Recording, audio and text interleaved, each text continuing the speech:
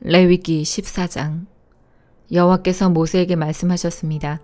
이것은 위험한 피부병에 걸렸다가 나은 사람에 관한 가르침이다. 이 가르침은 그런 사람을 깨끗하게 하기 위한 것이다. 그 나은 사람을 제사장에게 데려가거라. 제사장은 진 밖으로 나가서 피부병에 걸린 사람을 자세히 살펴보아라. 제사장은 피부병이 나았는가를 살펴보아라. 만약 나았으면 제사장은 그 사람을 깨끗하게 하는 데 쓸 살아있는 깨끗한 새 2마리와 백향목과 진홍색 실 한 뭉치와 오슬초를 가져오게 하여라. 제사장은 새 1마리를 생수가 담겨있는 오지 그릇 위에서 잡게 하여라. 그런 다음에 제사장은 아직 살아있는 남은 새와 백향목과 진홍색 실과 오슬초를 가져다가 그것들을 방금 잡은 새의 피에 담가라. 제사장은 그 피를 피부병에 걸렸던 사람에게 7번 뿌려라. 그리고 그 사람을 깨끗하다고 선언하여라. 그런 다음에 제사장은 들판으로 나가서 살아있는 새를 날려보내라. 그런 다음 병에 걸렸던 사람은 옷을 빨아라. 그는 머리털도 다 밀고 물에 몸을 씻어야 한다. 그러면 그는 깨끗해져서 진으로 들어갈 수 있을 것이다. 그러나 진으로 들어간 뒤에도 그는 7일 동안 자기 장막 밖에 머물러 있어야 한다. 7일째 되는 날 그는 머리털을 다 밀어야 한다. 머리털뿐만 아니라 턱수염과 눈썹까지 밀어라. 자기 옷을 빨고 물에 몸을 씻어라. 그러면 그는 깨끗해질 것이다. 8일째 되는 날 피부병에 걸렸던 사람은 흠 없는 순양 2마리와 흠 없는 1년 된 암양 1마리를 가져오너라. 그는 또 곡식제물에 쓸 기름을 섞은 고운 가루 10분의 3 에바와 기름 1록을 가져오너라. 제사장은 그 사람을 깨끗하다고 선언하여라. 그런 다음에 그 사람과 그의 제물을 여호와 앞 곧 회막 입구로 데려가거라. 제사장은 순양 1마리를 가져다가 그것을 기름과 함께 속죄제물로 바쳐라. 제사장은 여호와 앞에서 그것을 제물로 드려라. 그런 다음에 제사장은 회막 안의 속죄제물과 번제물을 잡는 곳에서 그 순양을 잡아라. 속건제물은 속죄제물과 마찬가지로 제사장의 몫이다. 그것은 가장 거룩한 것이다. 제사장은 속건제물의 피 가운데 얼마를 받아서 깨끗해지고자 하는 사람의 오른쪽 깃불과 오른손 엄지와 오른발 엄지에 발라라. 그리고 나서 제사장은 기름 가운데 얼마를 자기 왼손바닥에 붓고 오른손으로 왼손에 있는 기름을 찍어 여호와 앞에서 그 기름을 7번 뿌려라. 제사장은 손바닥에 남아있는 기름으로 깨끗해지고자 하는 사람의 오른쪽 깃불과 오른손 엄지와 오른발 엄지에 발라라. 그 기름은 속건제물의 피를 이미 바른 곳 위에 바르게 되는 것이다. 그런 다음 제사장은 왼손바닥에 남아있는 나머지 기름을 깨끗하게 되고자 하는 사람의 머리에 발라라. 그렇게 하여 제사장은 여호와 앞에서 그의 죄를 씻어주어라. 그런 다음에 제사장은 속죄제물을 바쳐라. 그것으로 부정하게 되었다가 깨끗해지고자 하는 사람의 죄를 씻어라.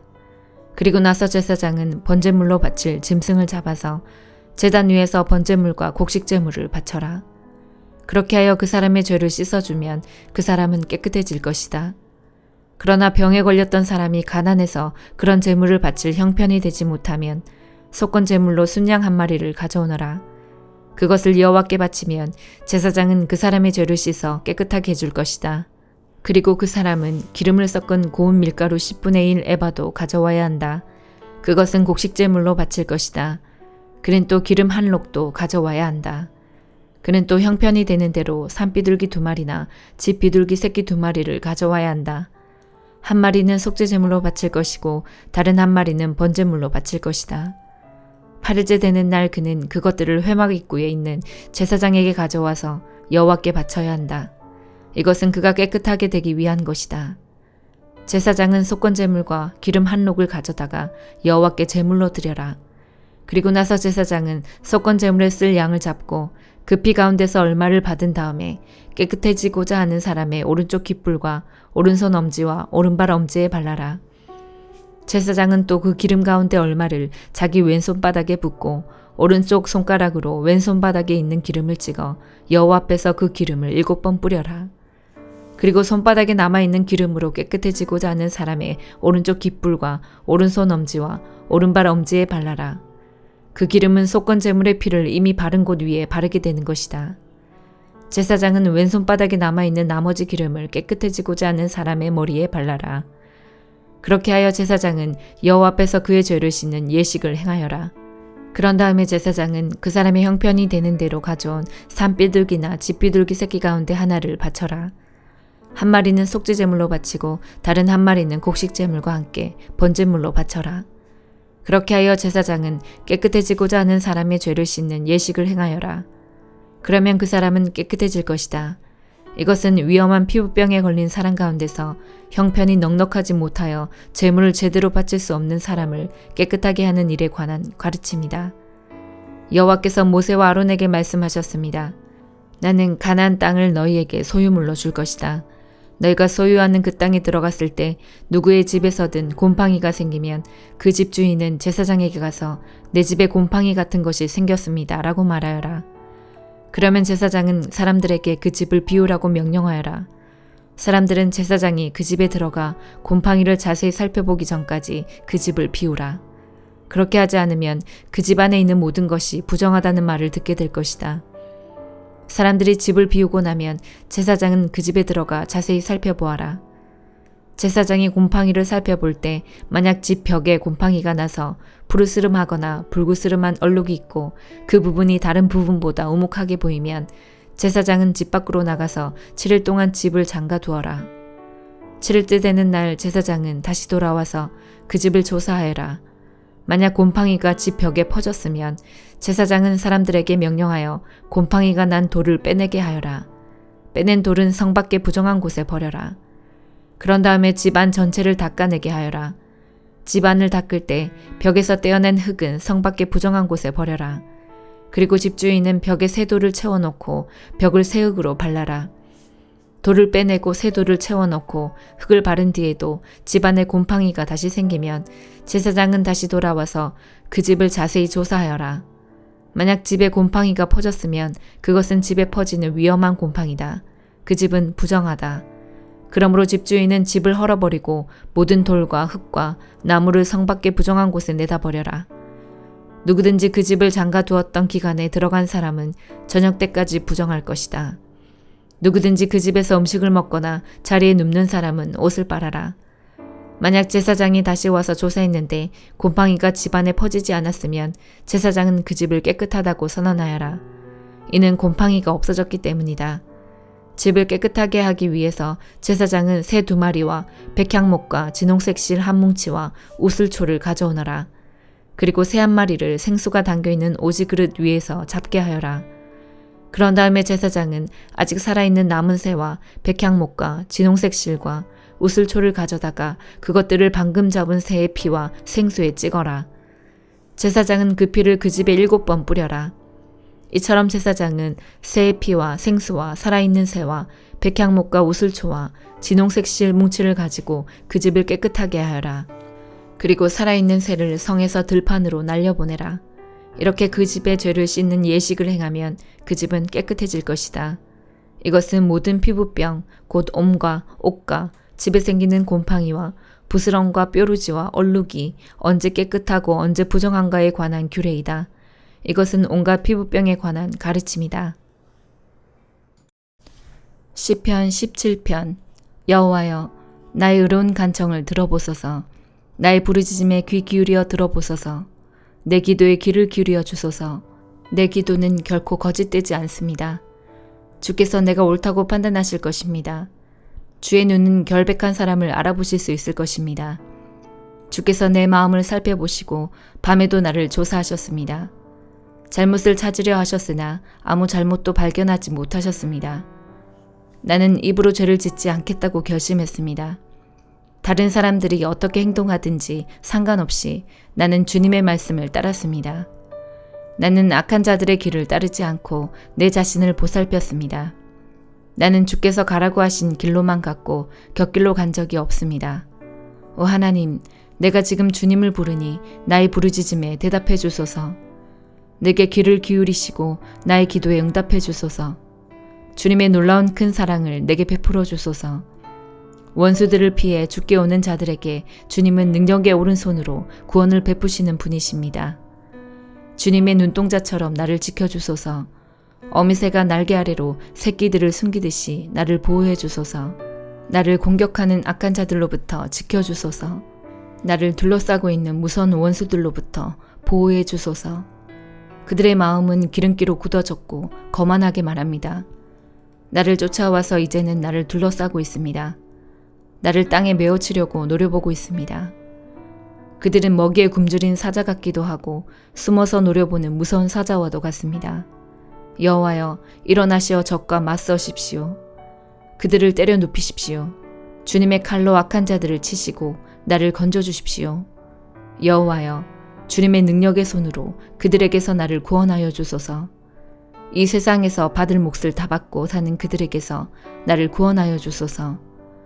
주님은 주님이 기뻐하시는 자들의 배고픔을 채워주실 것입니다. 그들의 자녀들은 풍족할 것입니다. 그들은 자손들을 위해 많은 재산을 쌓을 것입니다. 그리고 나는 떳떳하게 주님의 얼굴을 바라볼 것입니다. 이 밤이 지나 깨어날 때에 나는 주님의 모습을 보는 것으로 만족할 것입니다. 잠언 28장. 악인은 쫓는 자가 없어도 도망치나 의인은 사자처럼 담대하다. 나라가 부패하면 지도자가 자주 바뀌지만 슬기롭고 지혜로운 지도자는 나라를 안정시킨다. 가난한 자를 압제하는 권력자는 곡식을 나달 하나 남김없이 쓸어가는 포구와 같다. 법을 무시하는 자는 악인을 칭찬하나 법을 지키는 자는 악인들과 싸운다. 악한 사람들은 법을 무시하나 여호와를 찾는 자들은 온전히 법을 지킨다. 흠없이 행동하는 가난뱅이가 행실이 비뚤어진 부자보다 낫다. 법을 지키는 자는 분별이 있는 사람이지만 불량배의 친구는 아버지를 망신시킨다. 고리대금으로 재산을 늘리는 자는 가난한 자에게 후히 베푸는 사람을 위해 재산을 늘릴 뿐이다. 법을 지키지 않는 자의 기도는 거짓된 기도이다. 정직한 자를 미혹하는 자는 자신의 함정에 빠질 것이나 흠없는 사람은 복을 받는다. 부자는 스스로 지혜롭다고 여기지만 명철을 지닌 가난한 사람은 자신을 살핀다. 의인이 권력을 잡으면 나라가 잘 되지만 악인이 권력을 잡으면 백성들이 모조리 피해 도망간다. 자기 죄를 숨기는 자는 형통하지 못할 것이나 죄를 자백하고 버리는 자는 긍휼을 얻을 것이다. 항상 여호와를 경외하는 사람은 복되지만 고집쟁이는 재난에 떨어진다. 힘없는 백성을 압제하는 악한 권력자는 으르렁거리는 사자요 굶주린 곰과 같다. 무식한 통치자는 압제만 일삼지만 부정한 소득을 미워하는 자는 장수할 것이다. 살인자는 죽을 때까지 피해 다녀야 한다. 아무도 그를 돕지 않을 것이다. 흠없이 행동하는 사람은 위험에서 보호받으나 그 행실이 비뚤어진 자는 졸지에 망한다. 자기 논을 경작하는 자는 먹을 양식이 많겠지만 공상만 하는 자는 가난하게 될 것이다. 성실한 사람은 크게 복을 받지만 일확천금을 노리는 자는 처벌을 면치 못할 것이다. 편애하는 것은 좋지 못하다. 사람은 빵 한 조각 때문에 범죄할 수 있다. 구두쇠는 부자 되기에 정신이 없어서 가난이 자기를 찾아올 줄 예상하지 못한다.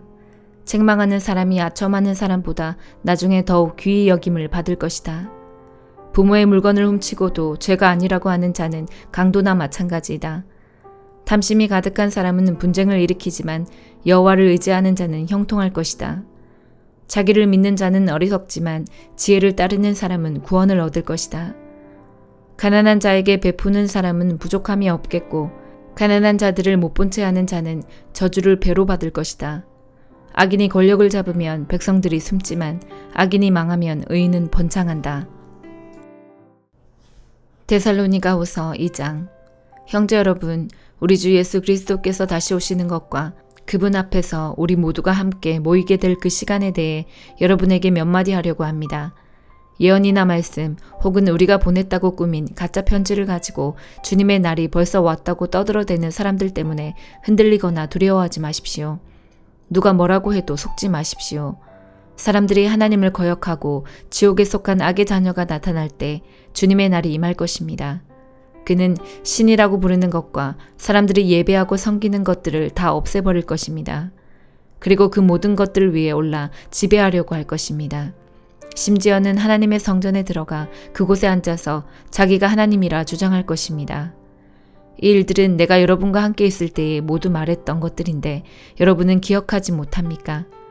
이 악의 자녀는 지금 어떤 힘에 의해 사로잡혀 있으나 적절한 때에 풀려나게 될 것입니다. 이미 악의 세력이 세상 가운데 슬며시 나타나고 있지만 아직은 어떤 힘에 의해 눌려 있습니다. 그를 누르고 있는 힘이 다른 곳으로 옮겨질 때까지 꼼짝 못하고 있다가 마침내 이 악한 자는 그 모습을 드러낼 것입니다. 하지만 영광 중에 오시는 주 예수님께서 그분의 입에서 나오는 입김으로 그를 죽이고 말 것입니다. 그는 사탄의 힘을 빌어서 그 능력을 보일 것입니다. 많은 거짓 기적과 표적을 행하는 것은 물론 진리를 사랑하고 따르기를 거부한 사람들을 자기 편으로 끌어들이기 위해 온갖 꾀를 사용할 것입니다. 만약 이들이 진리를 따랐다면 구원받을 수도 있었을 것입니다. 이들이 진리를 따르는 것을 거부했기 때문에 하나님께서는 그들이 진리를 떠나 헛된 것을 쫓아서 잘못된 길로 가도록 내버려 두셨습니다.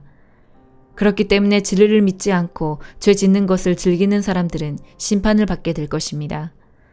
사랑하는 형제 여러분, 주님은 여러분을 사랑하십니다. 하나님께서는 이 세상 맨 처음부터 여러분이 구원받도록 선택해 놓으셨습니다. 그러므로 우리는 하나님께 늘 감사드려야 할 것입니다. 거룩하게 하시는 성령과 진리 안에 있는 믿음으로 여러분은 구원받았고 하나님은 우리가 전한 복음을 통해 여러분이 구원받도록 하셨습니다. 하나님께서는 우리 주 예수 그리스도의 영광을 나누어 주시기 위해 여러분을 부르셨습니다. 그러므로 형제 여러분, 믿음 위에 굳게 서서 우리가 말과 편지로 전했던 복음을 계속 간직하기 바랍니다. 우리를 사랑하시는 주 예수 그리스도와 아버지 하나님께서 그분의 은혜로 선한 소망과 영원한 위로를 이미 우리에게 주셨습니다. 위로의 하나님께서 여러분이 하는 말과 모든 선한 일에 더욱 힘이 되어 주시길 기도합니다. 아멘.